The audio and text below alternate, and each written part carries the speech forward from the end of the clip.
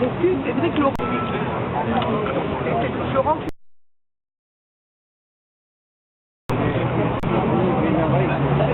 Voilà. Donc en fait, le numéro de téléphone a été composé. Elles se mettent, c'est un peu compliqué parce qu'il y a le soleil apparemment. Et ensuite, une fois que le processus est en cours, l'appel est passé et vous le recevez, vous êtes en liaison directe. Voilà.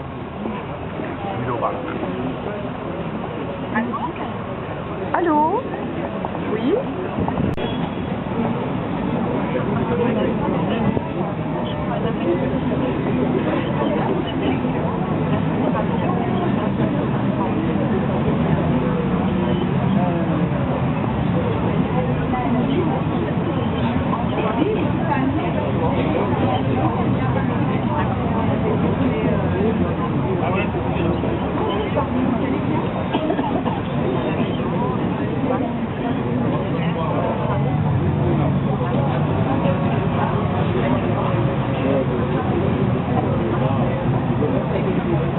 Bonjour,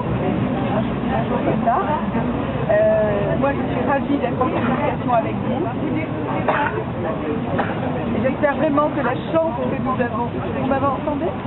Et j'espère que la chance que nous avons aujourd'hui de téléphoner, de se parler en direct, sera très vite généralisée dans tout le pays quand cette expérimentation sera terminée, pour que tout le monde puisse avoir accès à la communication, au téléphone, à l'échange, à la sociabilité. C'est bien de se téléphoner même pour se dire des choses banales.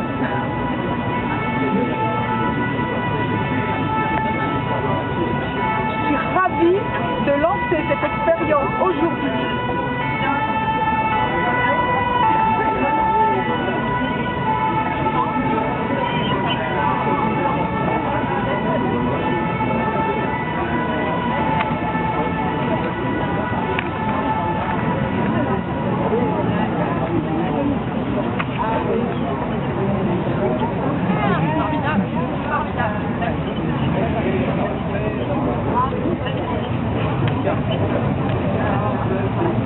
Merci beaucoup. Merci à toutes les deux.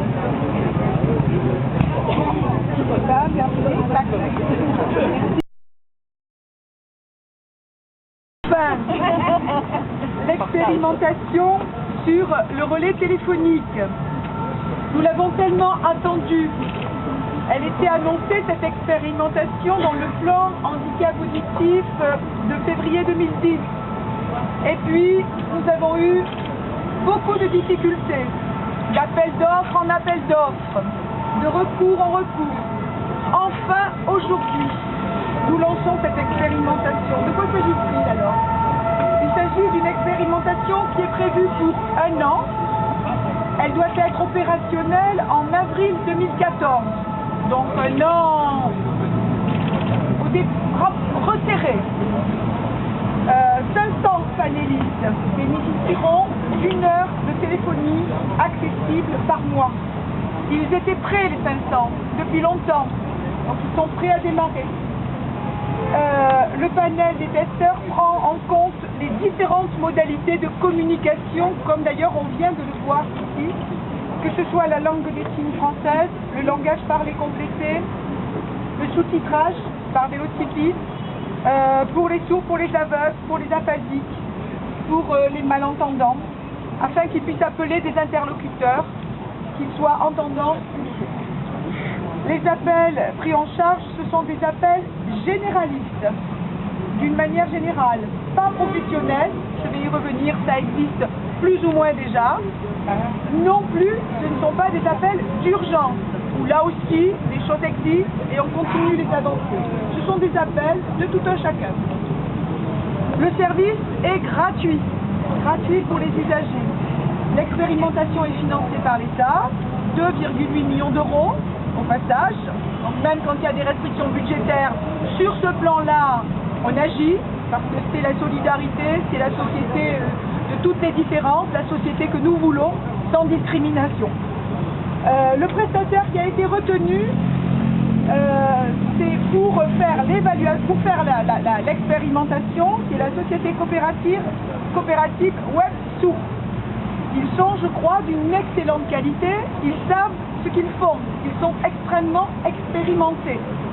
Le prestataire qui a été retenu aussi pour suivre cette expérimentation, pour faire son évaluation, parce qu'on le fait de concert, c'est Orange Consulting qui va assurer le suivi. L'expérimentation sera également suivie par un comité de pilotage avec des gens concernés, c'est-à-dire dans ce comité de pilotage, bien sûr, les associations représentatives, et beaucoup sont là. Vous aurez à nous dire si ça marche, quels sont les dysfonctionnements, qu'est-ce qui va, qu'est-ce qui ne va pas, qu'est-ce qu'on peut améliorer. Et des opérateurs téléphoniques, bien sûr, qui doivent être aussi avec vous, à vos côtés, et notamment, ils seront représentés par la Fédération française des télécoms. Donc je crois que les choses sont extrêmement sérieuses.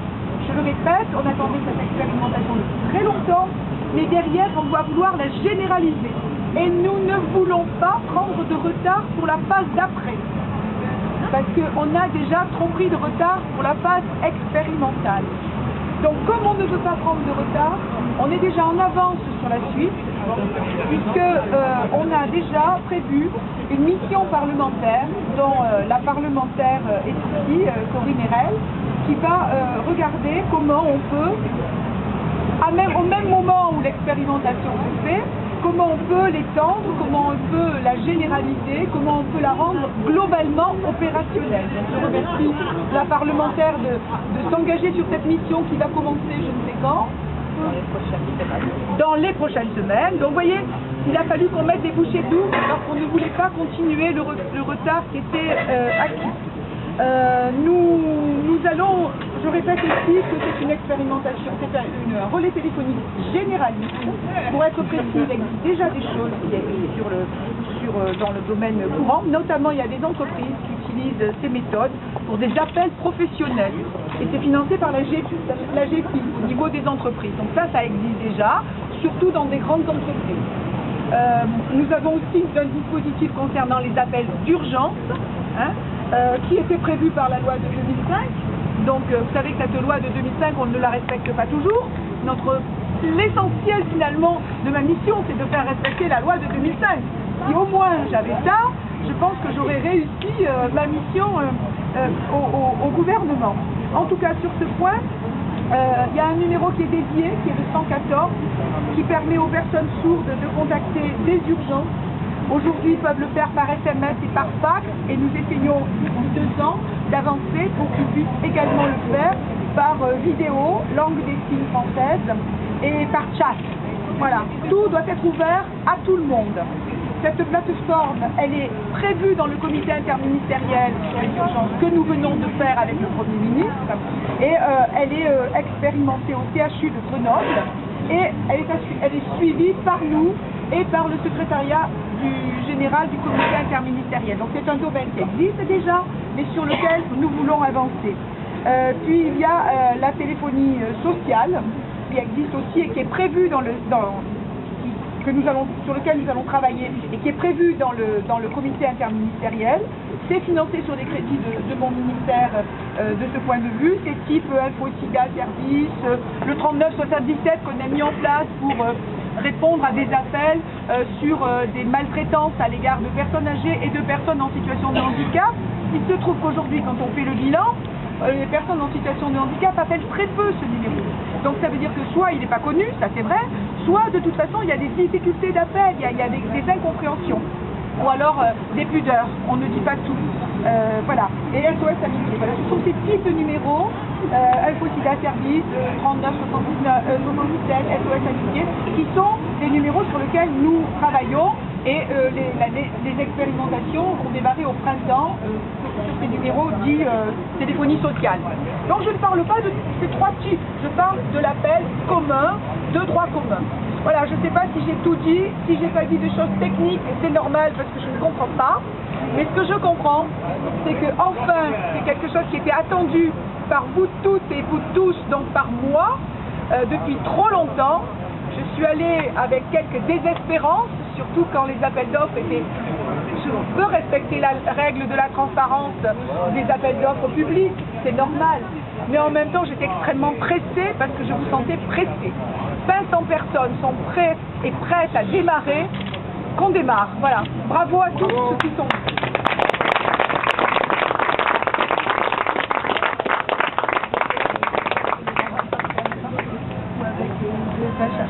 Voilà, je ne sais pas s'il y a que des gens qui veulent s'exprimer. Madame la députée, merci d'accepter cette émission. Vous savez comment vous allez travailler déjà? Alors, il va y avoir la lettre par le ministre, et puis ensuite ça va être tout un processus à la fois d'audition, de regarder comment l'expérimentation se passe, et puis l'objectif c'est de faire en sorte que ce service généralise le plus rapidement possible, avec toutes les conditions à la fois techniques, financières, etc., et administratives, et l'objectif c'est de rendre le meilleur service possible à la personne. Moi je suis en tout cas très heureuse de travailler sur ce beau projet. Voilà. Alors c'est exactement ce qu'on voulait faire, c'est-à-dire ne pas perdre de temps. On fait de l'expérimentation, je pense déjà à préparer la suite, hein, on en a trop perdu de temps. Tout ça n'aurait pas pu être fait. Je voudrais remercier aussi Claire-Lise Campion, qui est la sénatrice qui suit avec une grande détermination la question de l'accessibilité. Claire-Lise, elle est venue parce que c'est aussi une accessibilité universelle et que c'est très important pour nous que nous avancions sur ce genre d'accessibilité, comme le droit à la culture, au savoir, à rentrer dans n'importe quel lieu, mais aussi lire normalement, téléphoner, voilà. Donc Claire-Lise, merci du travail qui est fait. Et je voulais dire que rien ne serait possible s'il n'y avait pas des lieux comme celui-ci, des gens engagés dans la vie de la cité, pour une expérimentation qui doit se généraliser dans tout Paris d'ailleurs, parce que Paris est plutôt une ville accessible, moi je sais de quoi je parle, je viens d'une ville qui ne l'est pas quasiment, et Paris est une ville qui a fait d'énormes efforts, et donc tout ça ne serait pas possible sans des gens qui sont sur le terrain, qui sont engagés, à la fois sur des projets, qui soient porteurs de ce projet, ou qui soient des élus. Je vous remercie, je ne sais pas si vous voulez parler de ce que vous avez fait ici, et parler de vous, parler de comment vous les avez soutenus. Voilà, on va conclure quand on s'y met tous, les élus, les porteurs de projets, les entreprises, les associations, quand on s'y met tous, on y arrive à cette société que nous voulons. Voilà. Merci.